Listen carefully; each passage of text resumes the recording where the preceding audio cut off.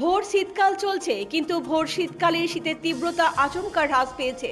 শনিবার দিনের তাপমাত্রা সর্বোচ্চ 25 ডিগ্রি সেলসিয়াস আর সর্বনিম্ন তাপমাত্রা ছিল 14 ডিগ্রি সেলসিয়াস।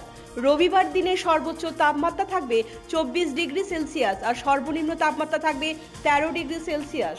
উত্তরের হাওয়ার গতি 7 কিলোমিটার প্রতি ঘন্টা। সন্ধ্যায় উত্তরের হাওয়া বইবে 11 কিলোমিটার প্রতি ঘন্টায়।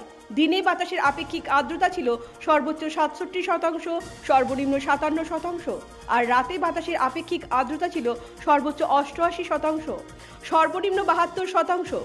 তবে দিনের পর দিন সর্বোচ্চ ও সর্বনিম্ন তাপমাত্রার মধ্যে পার্থক্য অনেকটাই কমে আসছে।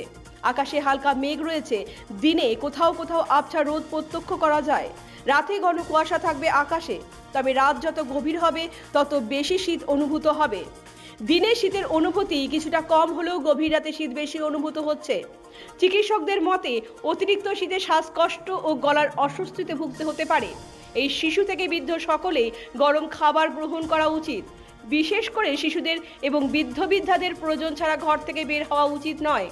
আকাশে কিছুটা মেঘ থাকলেও রাতের আকাশ পরিষ্কার থাকবে।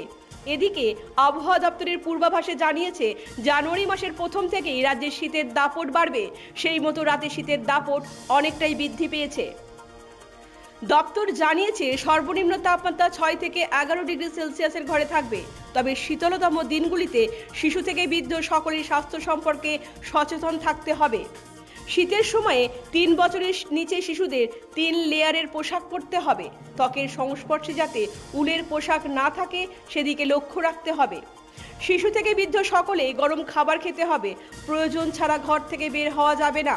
শিশুদের ও বৃদ্ধ বৃদ্ধাদের উষ্ণ গরম জলে স্নান করতে হবে। শীতের দিনগুলিতে শিশু থেকে বৃদ্ধ সকলেই ডায়েট কন্ট্রোলে রাখতে হবে। ব্যুরো রিপোর্ট, পজিটিভ বার্তা।